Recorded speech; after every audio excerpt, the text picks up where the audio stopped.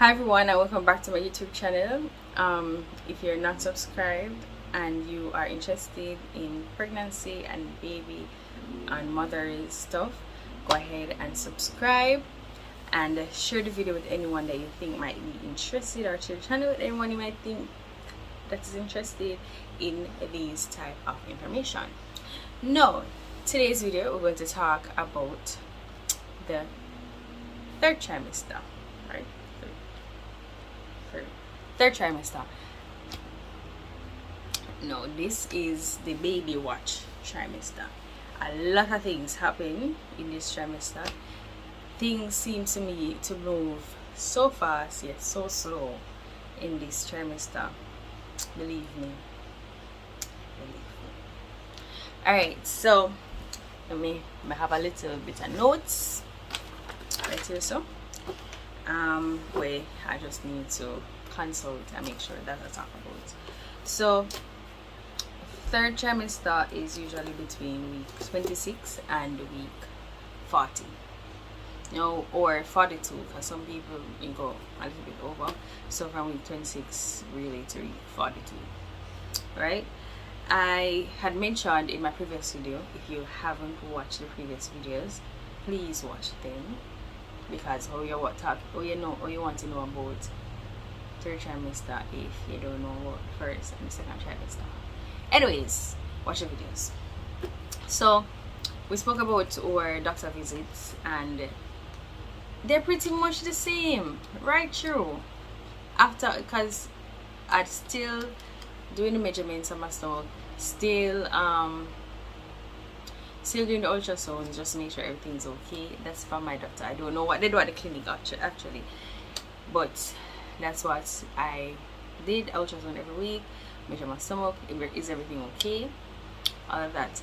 By this time you should be feeling the baby moving. Exciting times, excitements. Believe me, I just want the baby move all the time, because I just want to make sure they move everything. The very first time I felt my baby move, I was like, what is that? Just one little flutter or something, but you will grow to appreciate and need those movements.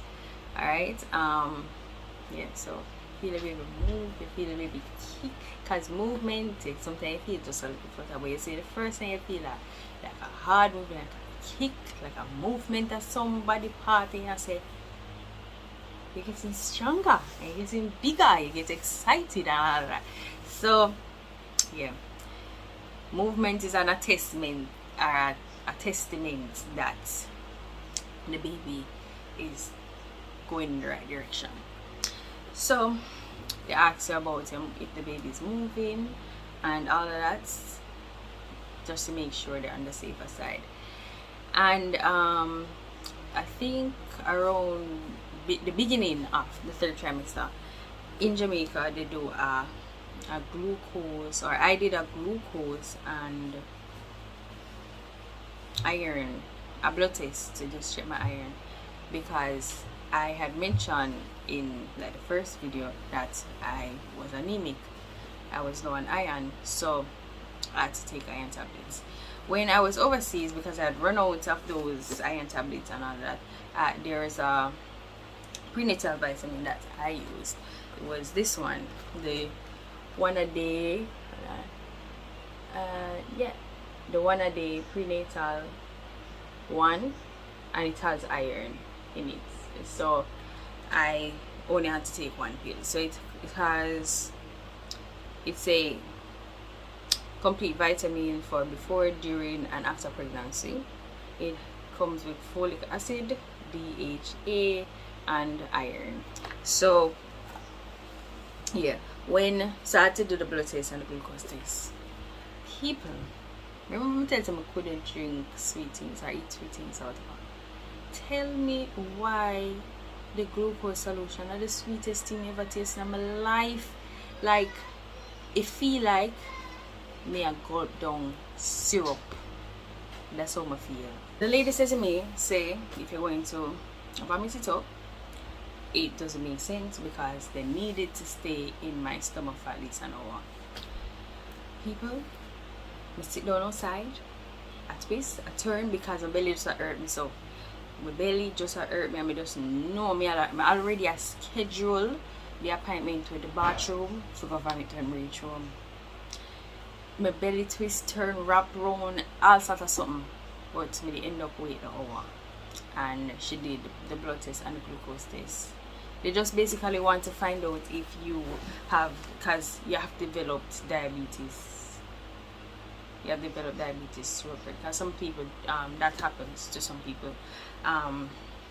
So it was done like the place was right next to my doctor's office, so they just sent the results back to my doctor's office, and then on my next visit they'll just go ahead and review it for me. So I'm still going. Wait. Right, so it looks like I started going every 3 weeks after week 30.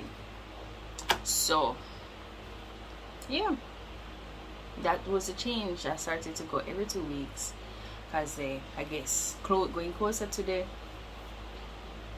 because after week 30 I've only an average 10 weeks to have baby. So yeah, every 2 weeks I had to go, and they do the same thing, or I think it was the same thing. Check your baby, make sure everything's okay, ask if everything's okay, and yeah, if you feel like everything's okay with the baby.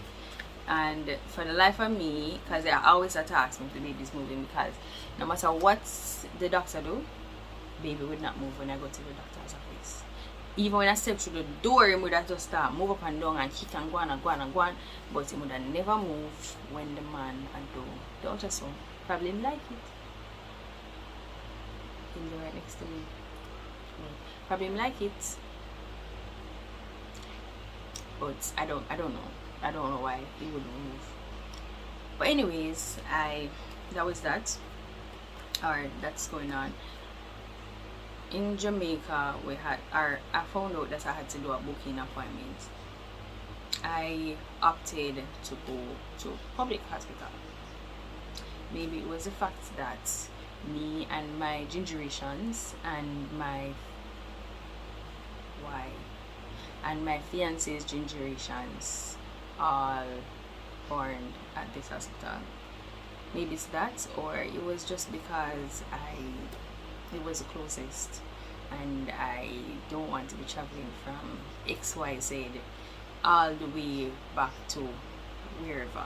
So I had to do a booking appointment. I chose to go to Spanish Town Hospital, and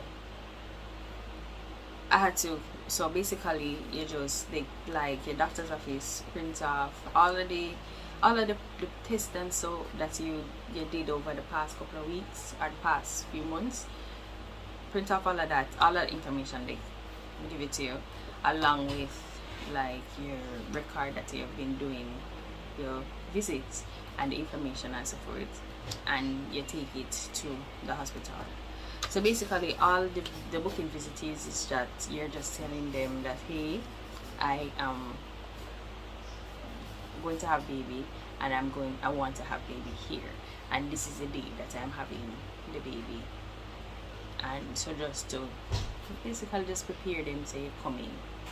Alright, they just, and then if you've never been there before, like if you've never been to the hospital before, they just create like a docket for you with your information. No, they didn't take all of those things that they gave me at the doctor's office. They did not take it at the time when I went to the booking visit. The lady just asked me for my TRN, my ID, and they just want to go over some information. I was there before, because I must say my gingeration and my this and them did ban and whatever, so I look like I've been admitted there before. So they had information like my mother's information, all of that. So they just wanted to know if my mother is still my emergency contact and all of that, and my new address, and just update everything, so that whenever you come into a baby, they don't have to be in between contraction asking you, so who is the emergency contact, who is this and who is that.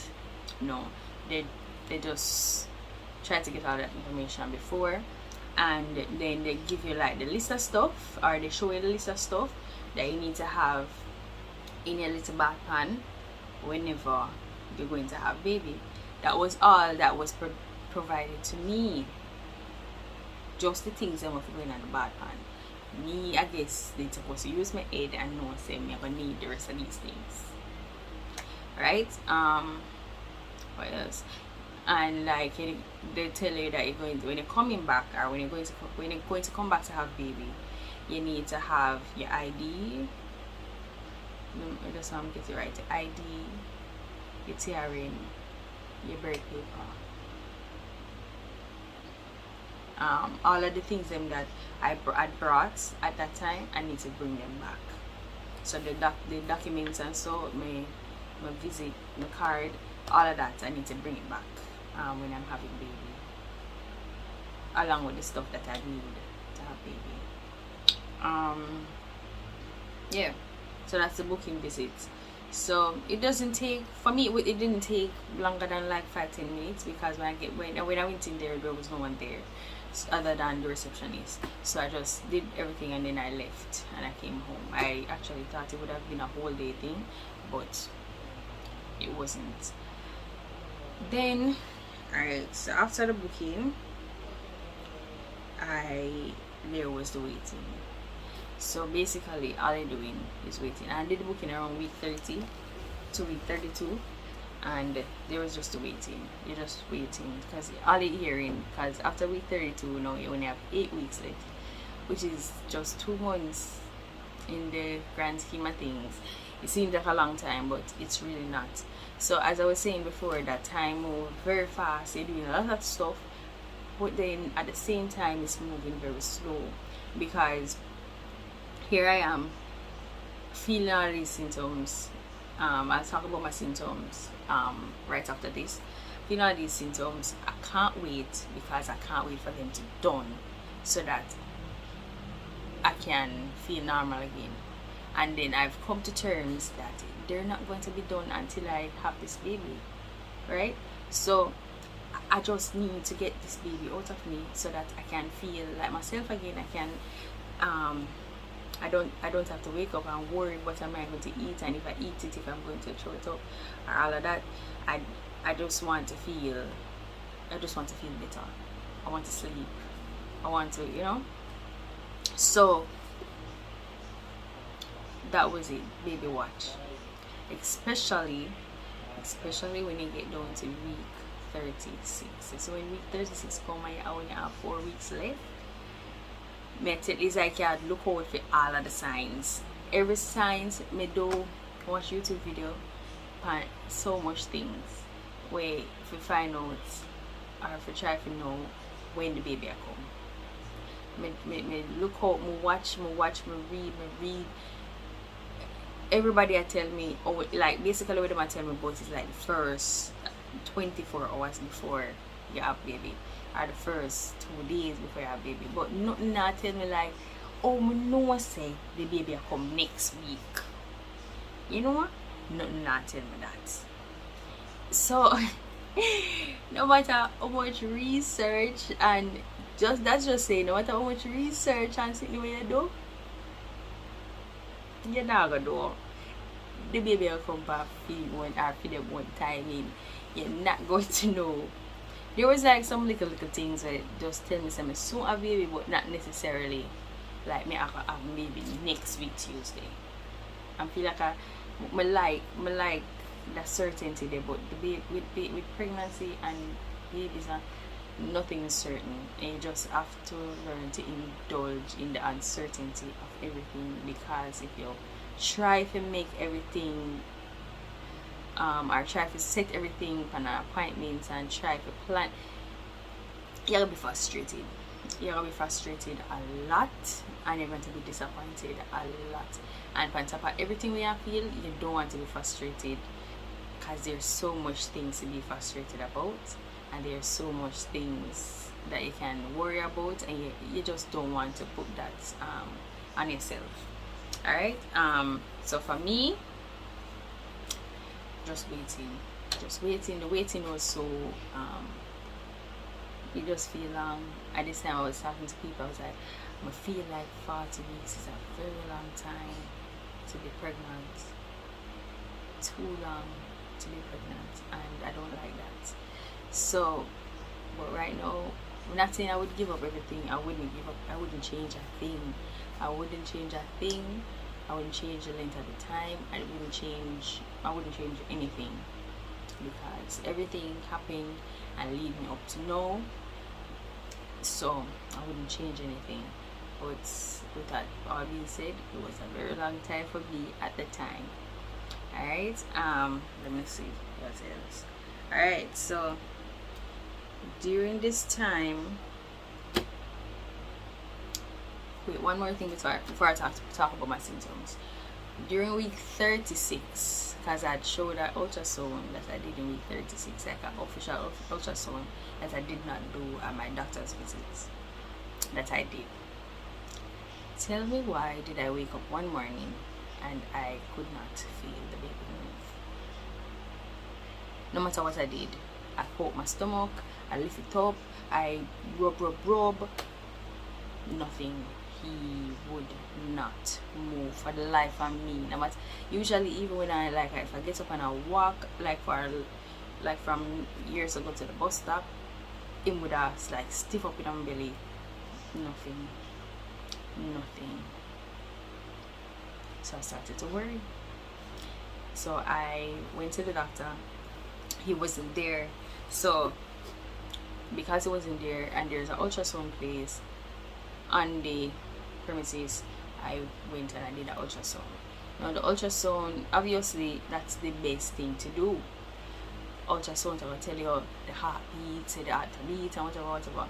So I went to do the ultrasound, and when I did it, the man was like, yeah, everything is okay. I guess he was just lazy, and he just never feel like him. I'm probably just there asleep. He just never feel it. And then I went back to my regular appointment the other week, and then I was telling the doctor, and he had said to me that it's very good that you came in as soon as you feel like the baby's not moving or you're worrying about movement or all that, always just come in. Alright, so that was, I guess it was good that I went in at the time, because I don't want it to be too serious, and then if I go in and you lay down there and then make it worse. So I went in and everything good, thank God, everything was okay. And also remember I spoke about going to appointments now every 2 weeks.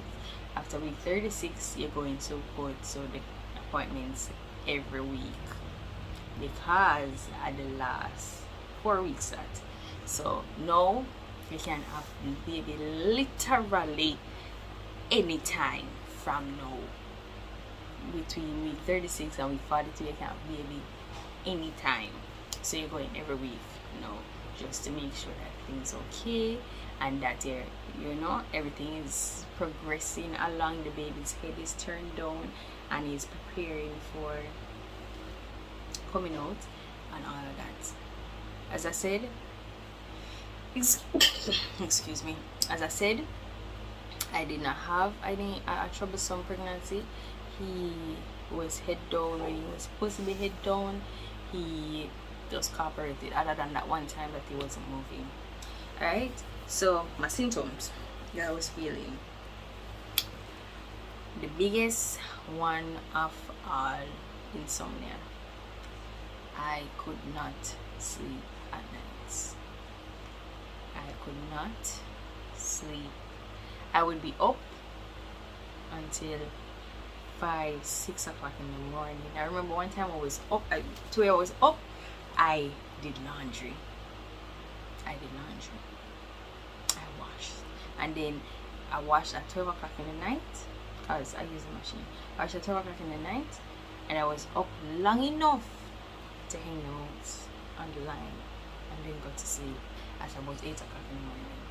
So I couldn't sleep at night, and then because I couldn't sleep at night, it led to me having to eat at night, and then eating is a problem, because I might eat something today and it's perfectly fine, and then I eat it tomorrow and I vomit it up. Sometimes I vomit 2-3 times a night. Sometimes some nights are better than some. I couldn't explain it. I think what I think happened is that the baby was getting bigger and he was pressing on my stomach, which made my stomach tiny. So even if, because sometimes I'll eat, like, let me get an example, like a slice of bread and egg, one egg, and my belly full to the brim, like I feel like, say, my belly overflow with food, and that's all I ate. It was so bad that sometimes I would lose weight. Like I go to the appointments, and instead of I gained weight, or instead of it just stayed the same, I lost weight because I wasn't eating. And it's not that I lost weight and the baby is in detriment. No, he is still growing. I guess he was feeding off my fat, but I myself was losing weight. So it's like everything just lead into, but it is what it is. Even though I still don't get any sleep, I guess I got used to it, but it is what it is. Just try and do your best. If you don't feel like,